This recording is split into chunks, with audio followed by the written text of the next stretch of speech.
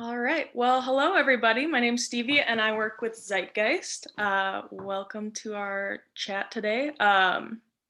So this talk is part of Bus Bike Walk Month, which is an annual month of events for the community to kind of get more involved and active in both active transportation using non-car forms of transportation, and also thinking more about how to get involved in our infrastructure and how our built environment works. We've got a lot more events coming up for the rest of the month. We're ending on June 5th this year.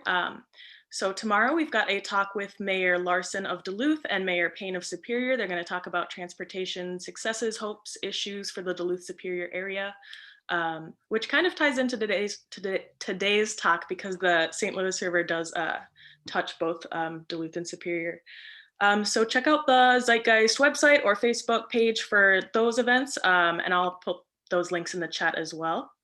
And I'll pass it over to Kris Eilers, who is the Executive Director of the St. Louis River Alliance. Okay, thanks.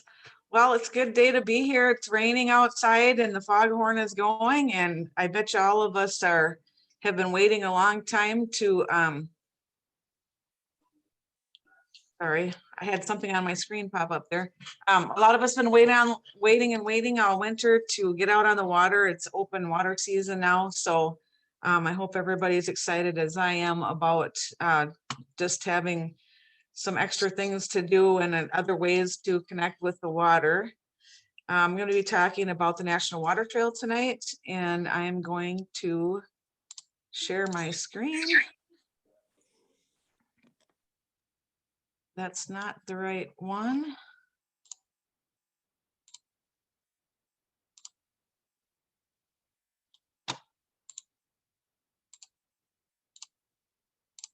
There, that looks better, right? Okay, so thanks for coming, everybody. And we're just going to get right into it. I hope you're excited about this. The St. Louis River Alliance, it was formed in 1987 as the original Citizens Action Committee to help guide the remedial action plan for the cleanup of the river when the EPA designated this area an area of concern. Since then, the Alliance has been working on habitat projects, citizen science, and public outreach. And that's all with the focus of connecting people to the river and helping to create an engaged and informed community who then become stewards of the river. And I think everybody this last year has found even more value in the things that are closest to us and reconnected with the water. And I know that I have developed even a more special relationship with the river this last year as we were kind of going through some different things than we ever have experienced in the past. And so I hope that this just continues on for everybody. This is a little bit about the St. Louis River Alliance. Also, we're a member-based organization. So if you want to find out more about us, you can jump on our website and there's some videos and stuff on there as well. The St. Louis River Estuary National Water Trail was designated in 2020 by the Secretary of the Interior, and this process started many years ago, started by the city of Duluth and hired consultants, and we worked with over 50 partners led by the city of Duluth. And that process was, we worked with the National Park Service, who then, after we turned in an application, we submitted it to the National Park Service, and they recommended us for designation to the Secretary of the Interior. And then it sat there for a while. And then last year, we were very happy when it was signed in October. And what that means is that you'll find us listed on the National Park Services website and on the official National Recreation Trail database. And it just brings more recognition and national recognition to our area. And we're really hoping that the more people know about this amazing place, the more people will love it and preserve it. The National Water Trail is a direct result of decades of restoration work, and it's really a celebration of all that work as we're now getting into more of an era of cleaner water. And so I know that there's a lot of people who were here when the water was so dirty you couldn't go in it. So this water trail is really a culmination of decades of work. So we're really, really super happy about it. I'm going to be showing a little video next that we put together for the water trail.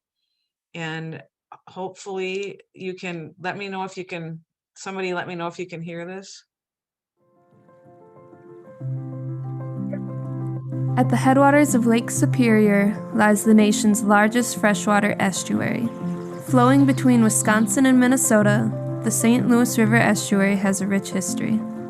Unfortunately, due to unregulated industrial dumping, by the 1970s, the St. Louis River was considered one of the most polluted waterways in the United States. After decades of work by agencies, the river is now slowly and painstakingly being restored to health. The National Water Trail Project is a direct result of a cleaner river. It celebrates the slow return of vitality, giving people access to recreate and reconnect to the river once again.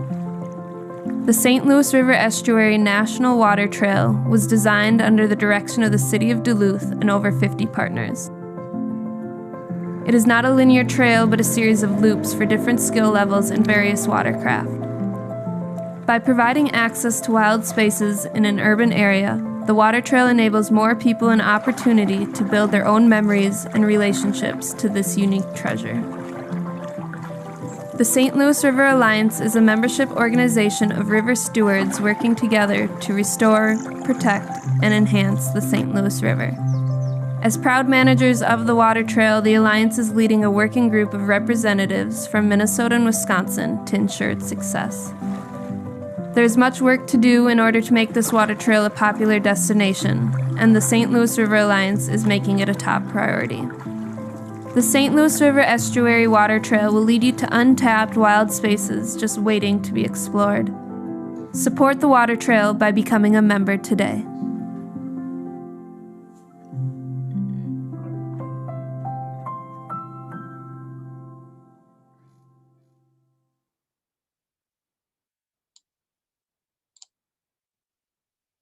Every time I see that, it makes me want to get out there even more.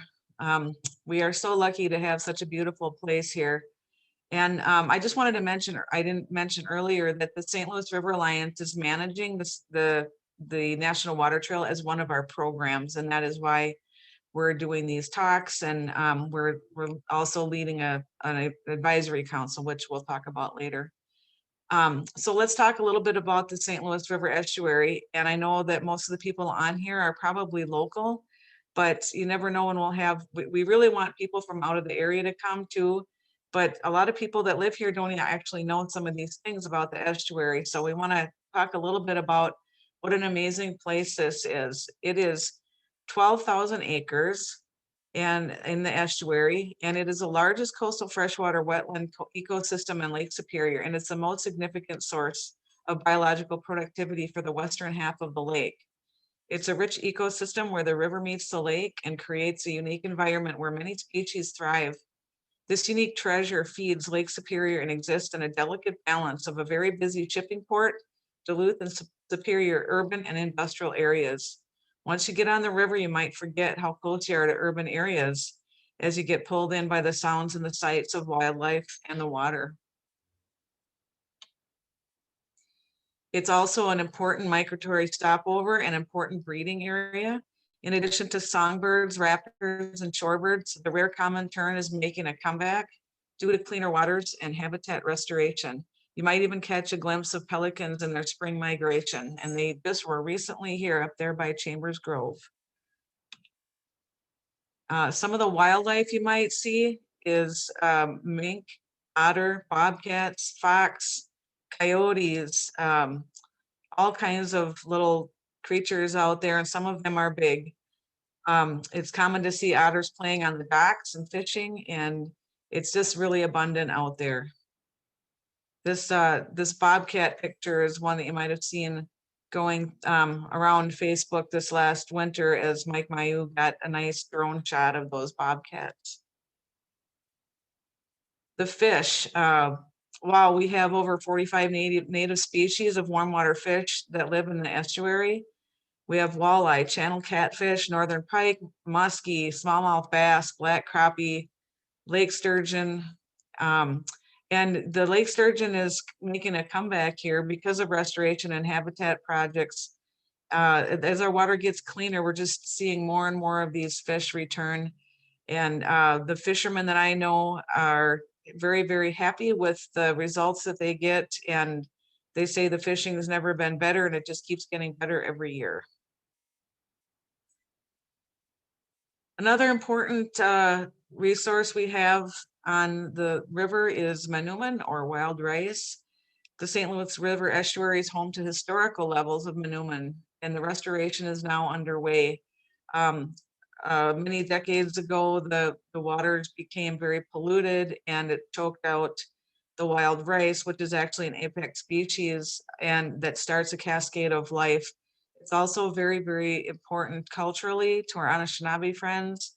And that also makes it important to us as well because of all the things that it gives us. There's many areas that have been seeded on the river, so we want people to please avoid those areas, avoid disturbing the beds, especially when they're in the floating leaf stage. The St. Louis River Alliance also does planting of manoomin near Clough Island every year through a contract with the Wisconsin DNR. So we are very familiar with some of these wild rice beds. On the river, there's lots of things to do on the river. There's the normal things that you might think of, like boating, fishing, kayaking, any kind of paddling, sailing, birding, wildlife and photographer. There's eco tours, and also there's meditation and spiritual connection. And I'm sure that there's many other things that people can think of that they like to do on or near the water. We're working with partners on more access also and increased opportunities to connect with the river. So when you go out on the water, what we want to talk about, we want to make sure that people are being safe. We want people to, there's a website coming up here that we're going to talk about. We want people to check the wind and the temperature. We want people to actually learn about weather, not just find out what the weather is, but learn about what weather patterns create favorable conditions and which weather patterns create possibly dangerous conditions. And you can look up barometric pressures and what high pressure systems and what low pressure systems do. The water is always, the water levels are always changing, and there are places on the river up near Spirit Lake where the water levels can fluctuate within, I've seen it go 3-4 feet within 20 minutes at times back when the water level was very high. And also wind can pick up really quickly. There's a lot of big water out there. There's also boating apps that you can use. And in the past, I've used that Boat US and Navionics boating apps, and they're really super easy to use. And when you get out there, you might be a little intimidated by some of the areas where if you don't know where you're going, and if you use one of the boating apps, it kind of helps you figure out where you're going. I have another link here, and I will put it, I'll try to put it in the comments later if I can figure out how to do that. Or I can just, I'll just mention what it is right now. This website that I really like for learning about weather is called GreatLakesScuttlebutt.com. And that's to learn about weather. And be aware that islands and markings on the map can change from what is on the map due to extreme water levels. Like if there's some islands that are marked out there, they might not show up when you're out there depending on the water level. They might just look like trees and shrubs. So that might throw people off a little bit, but those are just a few things to be aware of while we're out there. And here's the website and the program that I was telling you about. It's called Paddle Safe Twin Ports. And if you go to this website, you can find the weather forecast and where to launch. And I believe Jesse Schomburg is on right now. And if at the end, we'll have some time for questions. And if you have any questions about safety, Jesse will be happy to answer them, he told me. So this is a great resource to have here. You can also, when you're planning your outing, you want to submit a float plan so that people know where you're going. Sorry, got a dog issue here. I think that's about it for this one. It's pretty in depth, so we can talk about this later when we're doing some questions.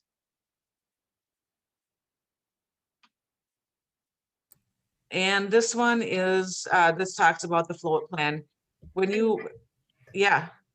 Poll in this part too. Yes, we're gonna do a poll after this slide here. File a float plan each time you head out on the water. Give your float plan to a reliable, dependable, responsible person who will notice and act if you do not return. Your plan should include at minimum the 4 W's. That is, who is paddling, where you're planning to paddle. That means your launch site, your route, and your takeout point. When you're gonna launch and when you're gonna return. And at what point do you agree to dial 911? What to do, instructions for what your responsible person is to do, and who to call if you don't check in on time. So those are really handy things, and those, I have seen people get lost out there, spend a lot of time out at Spirit Lake Marina, and there's a lot of people that are leaving out on kayaks or canoes, and they don't really know for sure enough about the weather to not get in trouble, and they've had to be rescued by pontoons and things like that. So even if you're a really experienced paddler, it's a good idea to do the float plan. And we are going to do a poll quick, so everybody participate, please. Stevie?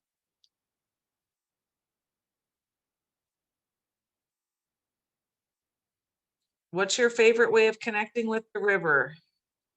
Go ahead and fill that out. We're going to just do real quick ones here.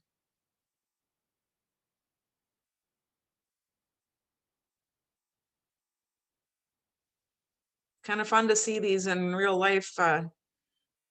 So it looks like paddle sports is our winner here. Fishing also. And so at the end here, let's talk about what the other is. I'm really curious about that. Okay. What do we do now? Okay. Thanks, everybody. So this last year, it took us about a year to make these beautiful maps. We have some amazing sponsors on these maps. The maps cost a lot to design and to print, and we printed them last May, and we started dispersing them in May and June, and we still are. We do not have the National Water Trail designation on this map because we did not have it at the time. So we will be printing a new edition very soon, but we want to tell you where you can get the maps. We have, they're free and they're big and they're nice. And I have one right here, and you can see how big they are by what Alyssa is holding. On one side, it's got a giant overview of the water trail area of the estuary area. And on the other side, there's 4 different sections that show the 11 different loops. It's broken down into skill levels and experiences. And then there's also a key on there that shows you what, and we'll look a little bit closer at it here, that shows you like where the landings are and what kind of landings they are. It shows you where there's a few camp spots. It shows you if the landing is private or public. And then it's got our sponsors on there too. So you can pick up your maps for free at our office outside of the DeWitt. It's in the DeWitt Sites building, and then the maps are set up outside of our office suite. We're not working in there full time yet, but you can go there and pick up some maps. They're also at 20 other locations in the Twin Ports businesses, Superior and Duluth. And there's also PDF versions on our website, which Alyssa can put a link in the comments here, I believe, eventually.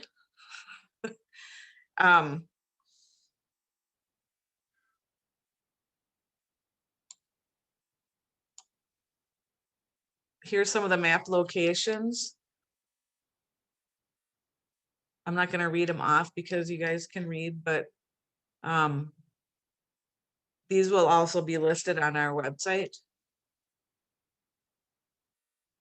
And we want to thank all of our sponsors and the advisory council members for supporting the water trail and all the work that was done on the map production and distribution.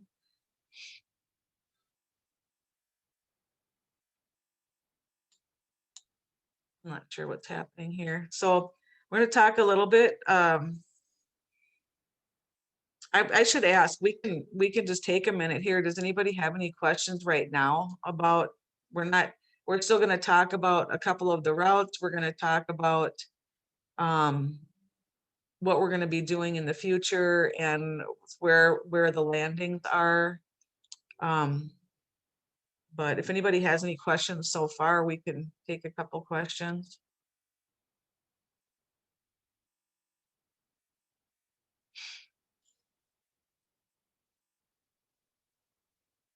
I don't see anybody. Does anybody else see anybody? Okay, so we're going to talk about just a couple of routes that are some of my favorite.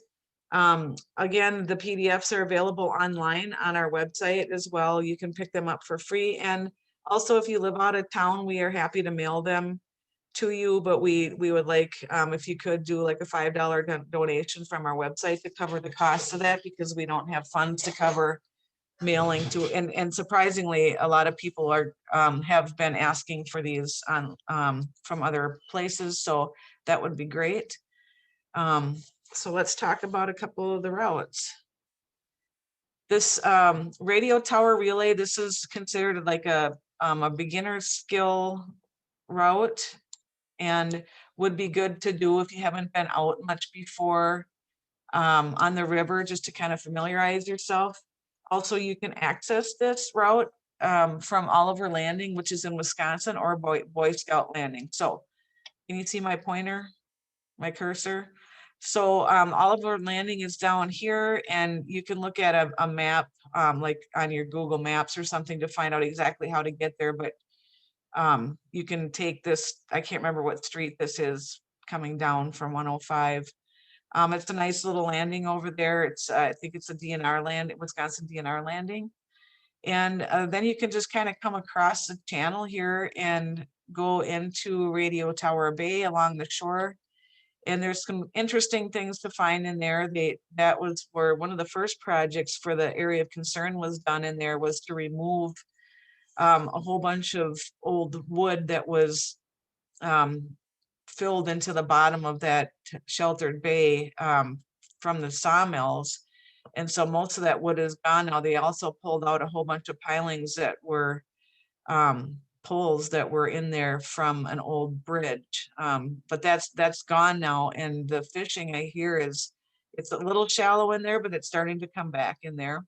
And then you paddle up towards Mud Lake here, and that's right where you can paddle around this little circle here, and that's right where the causeway is for the railroad.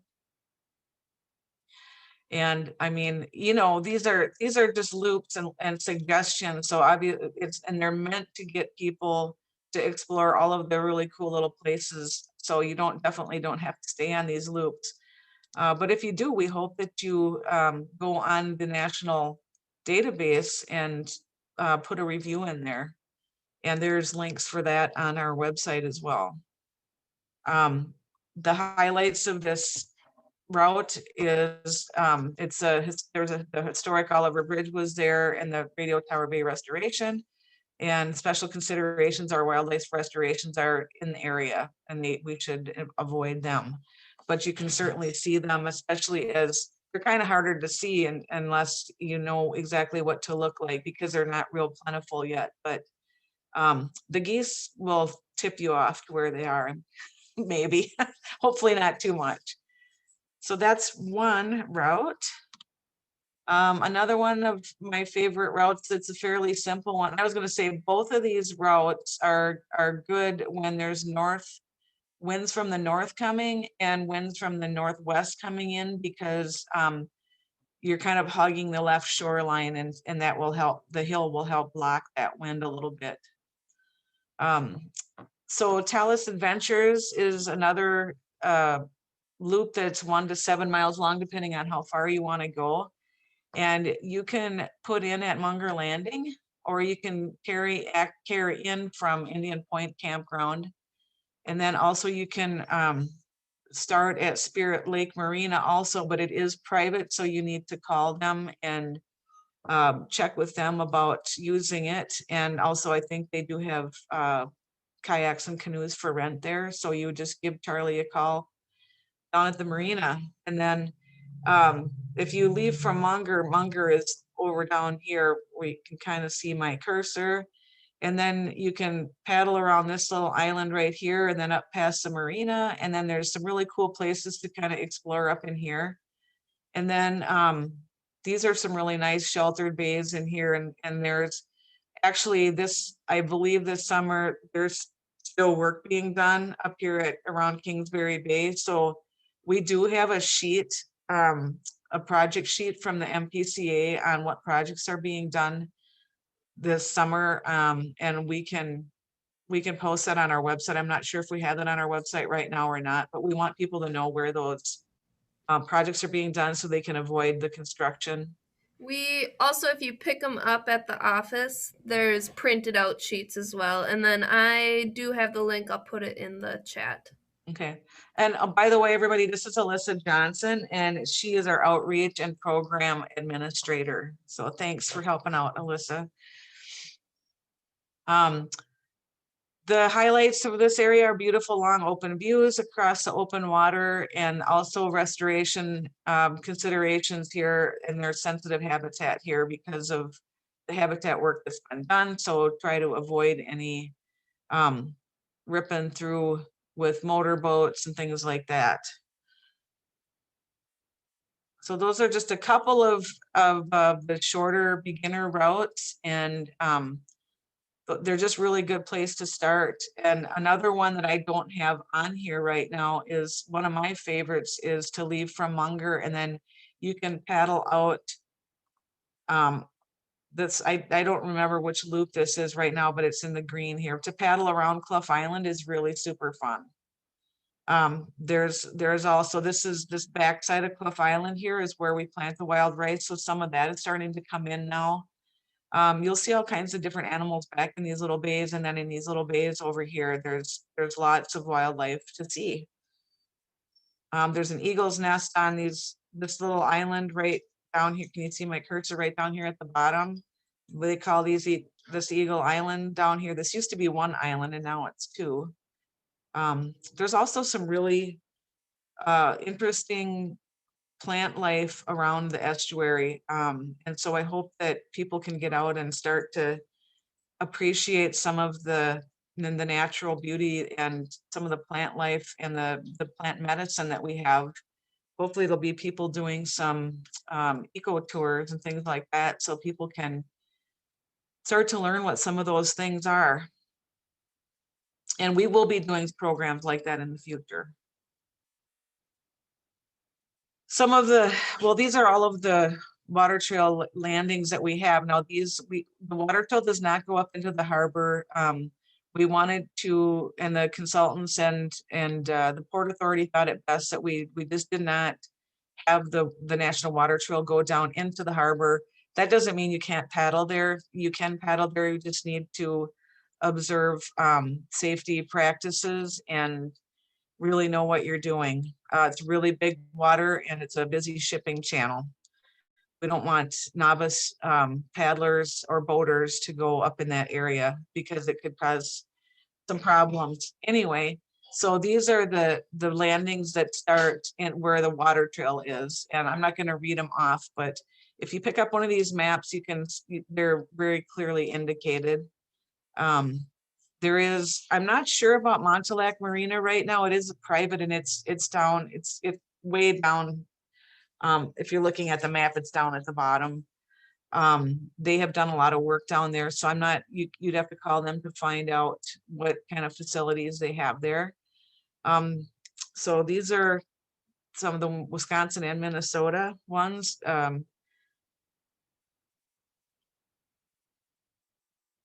What are our future plans? Our future plans are, well, we have been convening an advisory council made up of people from different agencies from both Wisconsin and Minnesota. We have people from the Power Squadron. We have people from the tribe. We have people from different businesses, marinas and City of Superior, City of Duluth. And this is a working group that actually is not so much advisory anymore, because we're not making decisions on where things go. We are actually implementing the master plan. And that means helping to raise funds, helping to find funds to to implement the master plan, creating signage, markers, and etc. And in the future, we will be creating a map application, for an online app for phones and computers, so that and it's an interactive app so that you can find your way through there.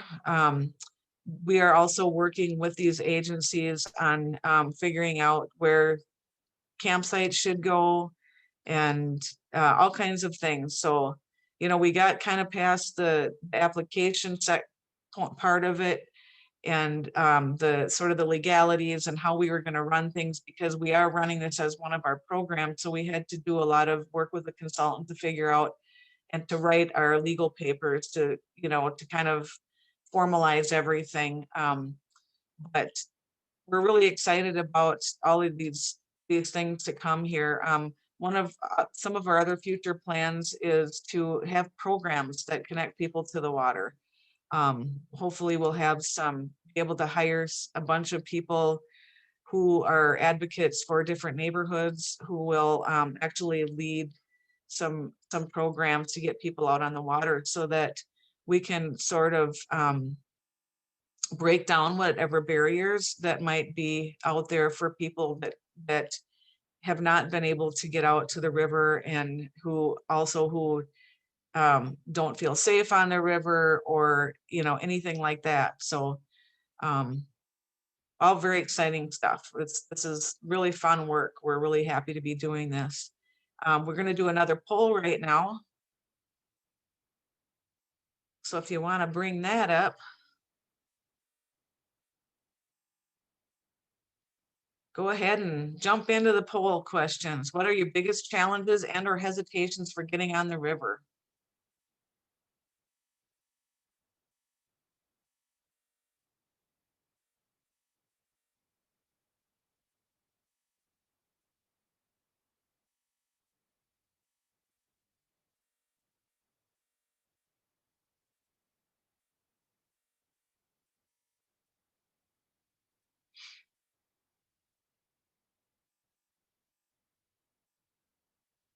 We're going to be using these polls to help us kind of guide decisions as we move forward as well. So we may use these questions for a questionnaire that we send out to the whole community, actually, too. Pretty even across here. Anybody else have voting they want to do? Okay, we're probably done then. Look at that, even Steven. Lack of access points nearby. Transportation is an issue. Locating the access points is an issue. Lack of gear, and also comfort level. So we hope that we aim to really work on these things, because we're really all about connecting people to the water. Connecting to the water does more than create stewards. It really helped heal us as people, and brings us together as a community, and makes us stronger in so many ways. And so we really just want to continue to do this work, and to do the work, we need to know what people's barriers are for accessing the water. So thanks for doing that.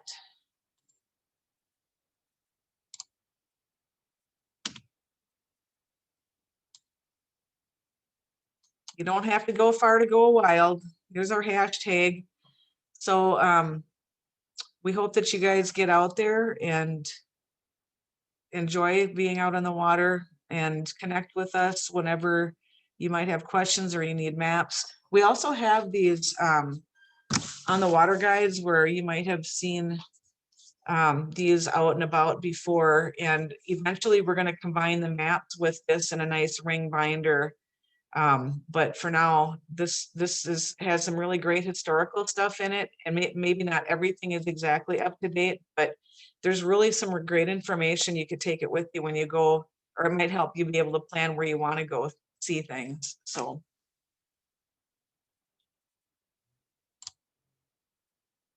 Did we have another poll, or did we have one more poll? Let's do that poll right now.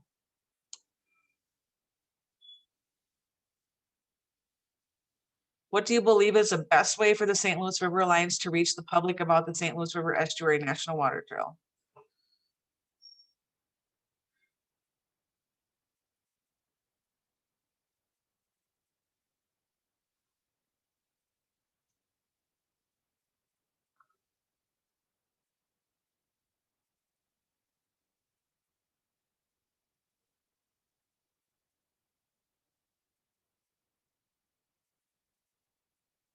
Please don't say door to door. We'll do it if we need to. We will.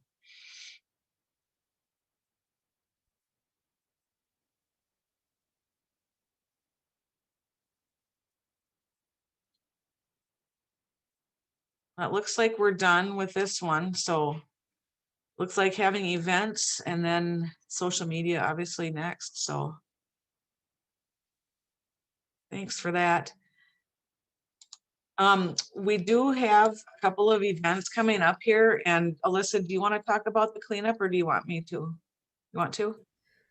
Okay. So, this coming Tuesday from, I don't want to give the wrong information, 5:30 to 7:30, we have our annual spring cleanup, and Judy is on here. She is helping get that all organized. We will be up cleaning Miller Creek up by the mall.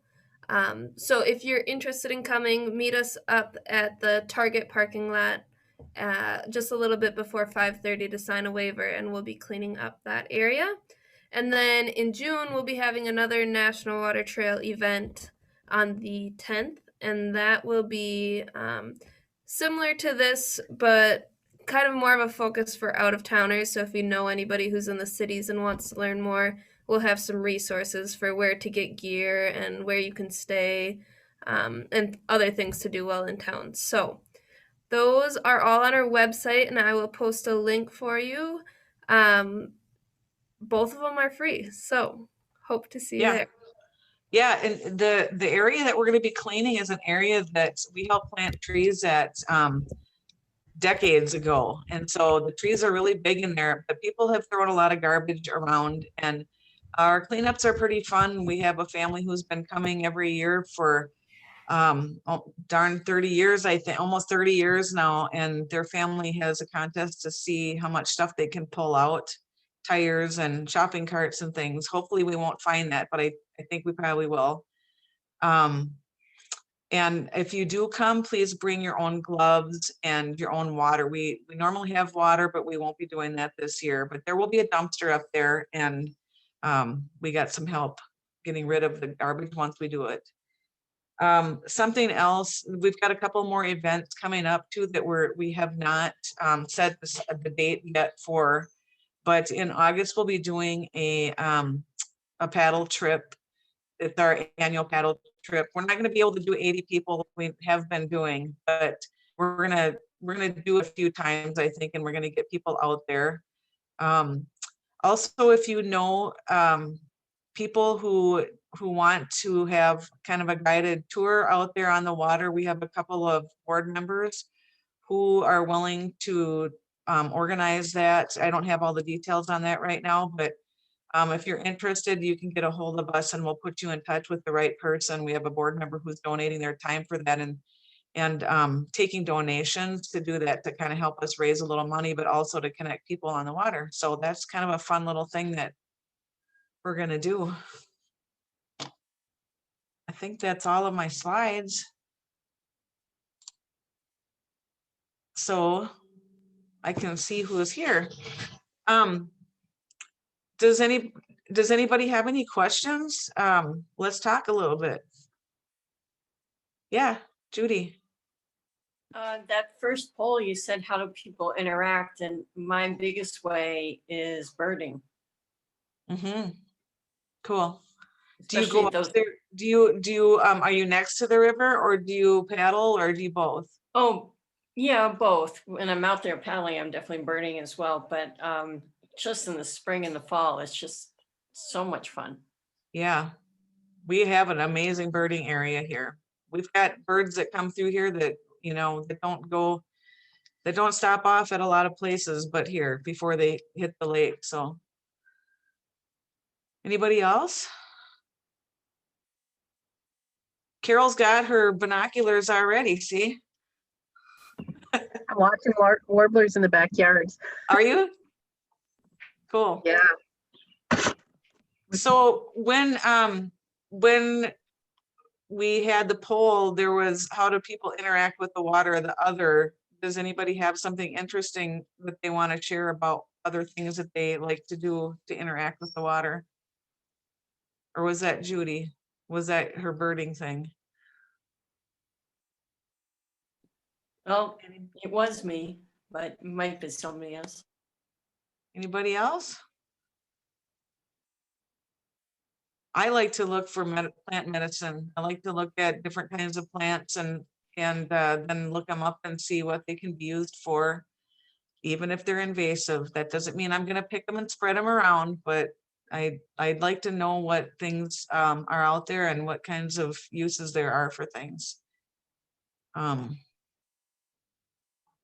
It's also fun in the spring right now to watch as the bugs start coming out. There'll be some of the gulls will fly up into up near Spirit Lake, up by the Spirit Lake Marina, and they'll start way up high and they'll circle, like lots of them, they'll circle around and around and around, and they'll spiral down until they get down to the water, and then they'll just take off and leave.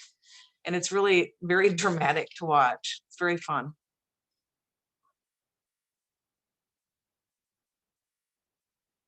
Any other questions? I have a question. Thank you for organizing this, first of all. I appreciate the hard work that it takes to get all of these things up and running. So thank you very much. And I learned a lot today. I'm wondering, I know you can make a donation and volunteer the cleanup, but what are other ways that we can advocate to protect the estuary? I do live here in the Twin Ports and I would love to support you in any way that I can.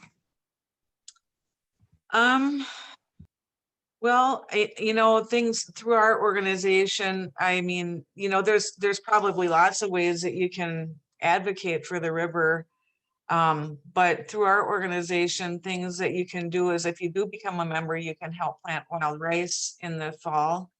And we just reserve that for our members to do that because we can't take that many people to do it. But it's really a special time, and it feels really special to be able to interact that way.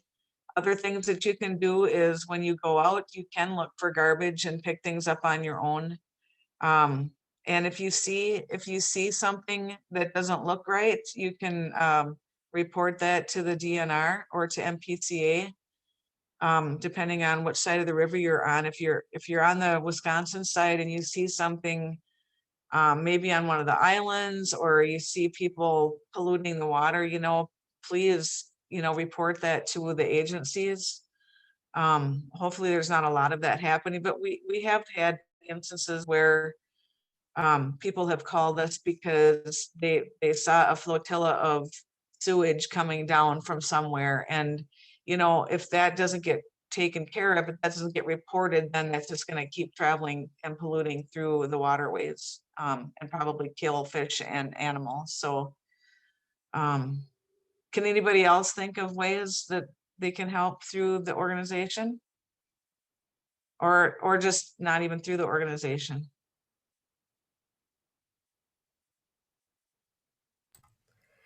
I think for SLRA, another big thing is following our social media and our newsletter and sharing the projects that we have with other people. There is a lot going on in town, so it's hard for people to always keep up to date. But if you see something that you think is important, it's really helpful when people kind of help spread the word, because it's hard to do that sometimes. So Yeah, that's good. That's a good one. Yeah, talk to your friends about it. Plan a little trip with your friends and get people out there to just experience it. That's, to me, that's the most important thing, is to get to know the river and build that relationship. And um, a lot of us, had lost that relationship with this river for a while, because it was not, people are afraid to touch it, and it's cleaner now. And so there's areas that I'll actually swim in and stuff like that. There still is fish consumption advisories, but you can still get out there and fish. You just, if you're a childbearing, woman, or you're a child, you probably shouldn't be eating the walleye and things like that. But I'm on the board, so that's how I'm knowing a lot about this. The St. Louis River Alliance, over the history and just recently, has opportunities for you to come in and learn. There was the Aquatic Invasive Species Century Program, I believe, where there were trainings. You've had piping plover volunteers, watchers. I mean, if you sign up to get the emails, you'll know about all these various opportunities to get out and help. yeah, thanks, Judy. And thanks for coming to the meeting here. And Jesse says, there's a lot everyone who lives in Duluth can do to keep the water clean, picking up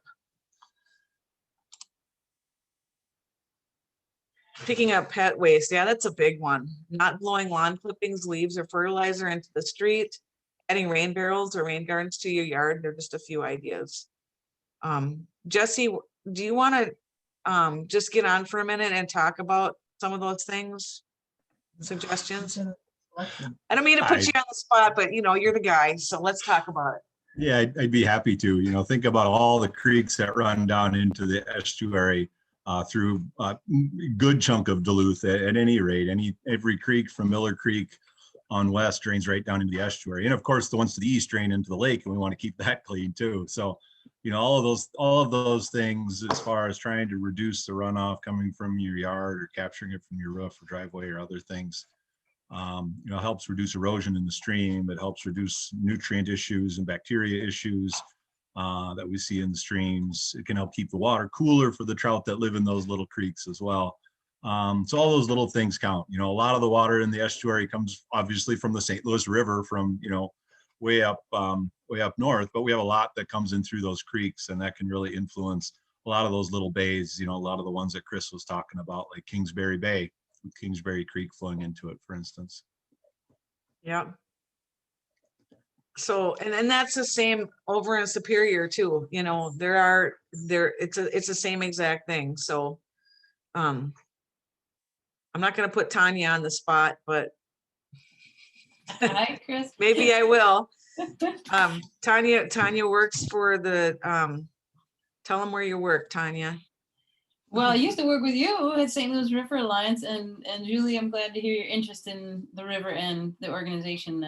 This is a nonprofit that does what it says it's going to do. So it gets people out on the river, connects people to it, and actually does a lot of projects to protect the wildlife and really make the work a day-to-day kind of thing. You bring it to life. So all praise for SLRA.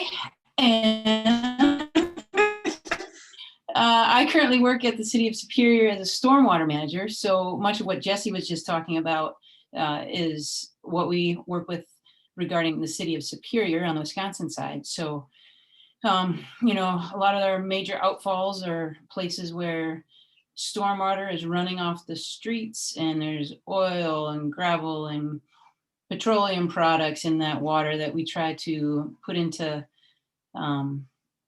detention ponds, retention ponds, to try to filter out some of the sediments and reduce the solids going into the estuary, but also reducing some of the pollutants and the chemicals. So that's something, I don't know how citizens can get involved with more kind of municipality kind of stuff, unless you're on a city council or something, or maybe some city committees. But things like Jesse was talking about, to get active on your own landscape and in your own street and near your own creek. I think those are some really, really important ways to make change happen. It might not seem like a lot at the moment, but it actually matters. So so that's what I got to say. And I don't know why my video is not working. So otherwise I'd shout your big smile over there. But Sorry we can't see your face, but she was the one, she was the one who was in the picture at the end there with that, in the beautiful cedar strip canoe. So thanks, Tanya. I just also want to say, you know, probably the people who are on here, I know some of you, but very passionate about the water. And I think that what is very helpful is sharing that passion with other people and finding ways to get people to really love the water like you do. Because, you know, you're going to share some great memories, create some great memories, and you're also going to maybe even, you know, find a place where it really means a lot to you, where you can go when you need some solitude.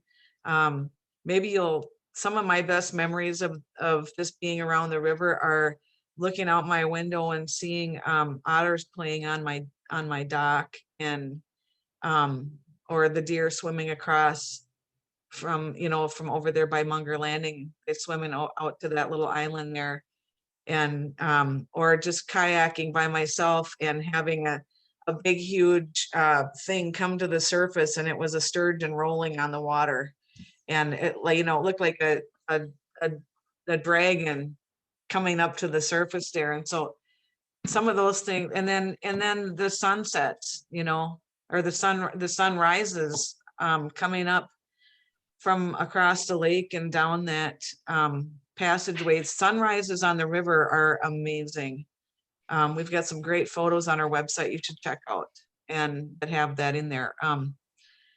So, let's just start a new relationship with the river and continue to share that with other people. And that's what's going to help save the river. You don't have to do any big, huge save the world gestures. You just need to share it with your friends and your family, get your kids out and stuff like that. So that's what the National Water Trail is all about. Yeah, Judy, I'll mention that here in a second. The water trail is all about connecting to the water, and that's what helps preserve it, because you don't want to pollute what you love. So that's really important. And it's not about, bringing a ton of tourism here, although that does play into part of it. If we have a healthy tourism economy, then it's less likely that we have to have something that may pollute the river. And because we do share a really busy shipping harbor, and we just want it's a very delicate balance, and we want to keep it that way. So we do have a photo contest open right now. If you want more information, you can go to our website and also our Facebook page. And Alyssa, do you want to mention anything about that real quick? I just posted a link. Submissions are May through October, and there are cash prizes. If you go to that link, there's a lot of extra details in the official rules. And there are 3 different categories. So one is wildlife, plants and birds, I do believe. The second one is harbor activity and people. And then I don't remember the third, but it's on that link. So you'll be able to find what you need there. I can't either. And Cliff wants to give a little update on Parks and Rec for the city. Sure, thanks, Kris. So as you were saying, one of the best ways to introduce people to the estuary is to have events, and basically one of our priorities from Parks and Rec is just providing access to the water. So on the landward side, one of our focuses over the next couple of years or more will be the expansion of the Wabasheshe-Kanawha Trail. And with that, the improvement of a number of joint trailheads, I'll call them. So it'd be a joint landside trail and water trail trailhead. And I think as soon as next summer, we could start seeing some improvements to some of our landings, like Munger Landing, Perch Lake, landing area, and maybe even a couple of others, including handicap accessible paddle launches. So there may be one or two of those going in sooner than later, probably starting next year. So we're excited about that. We're excited about the trail expansion, but as I said, a big part of that is connecting people to the water. So the implementation of the water trail and the implementation of the Wabasheshe landside trail, those two projects in our eyes kind of go hand in hand. And so we're excited to work with you and your organization, Kris, on securing some additional funding, hopefully, fingers crossed, and being able to expedite some of our joint efforts. Yeah, thanks, Cliff. Yeah, and Linda Cadet couldn't be here tonight, and with the city of Superior, but there are some great things happening over there. There is a new improved landing at Woodstock Bay, and so there's just some different things to check out over there. And what else? I mean, that's just about does it for us. I think if anybody has any questions, you can always shoot me an email or something like that. And yeah, Kris, I was gonna mention one more thing. We're about to embark on our park system wide master plan, and with that, everything's on the table. So we'll keep you certainly informed of when that starts and when we start the public engagement on it. But you know, that's an opportunity to talk about how the water trail integrates with the rest of the community. And even from a paddling perspective, you know, the city has, you know, implemented some things like at Chambers Grove and at Brighton Beach to have, you know, rentable storage for canoes and kayaks. And that was kind of a pilot program, but, you know, if there's enough demand, maybe those are things. And maybe there's other things that we can look at incorporating into some of our water access sites to promote more paddling activity and involve more people in the activity and in the sport. So I'll definitely keep you updated on schedule for that and try to involve as many people as possible. Thanks, Cliff. And yeah, so thanks again, everybody, for showing up. And we hope to see you out on the water real soon. Keep up to date with our events and things like that. And just really appreciate Zeitgeist holding this event so we can talk about some exciting stuff going on with the water trail. We hope that we can start doing some events in person really soon. And we will, So Stevie, do you have anything else? Yeah, thank you so much, Kris. I also learned a lot. So we've got a couple more bus bike walk events that I'm just gonna plug here real quick. We've got a talk with Mayor Larson of Duluth and Mayor Payne of Superior tomorrow at noon. And I did drop a link to our Facebook events for everybody to check out.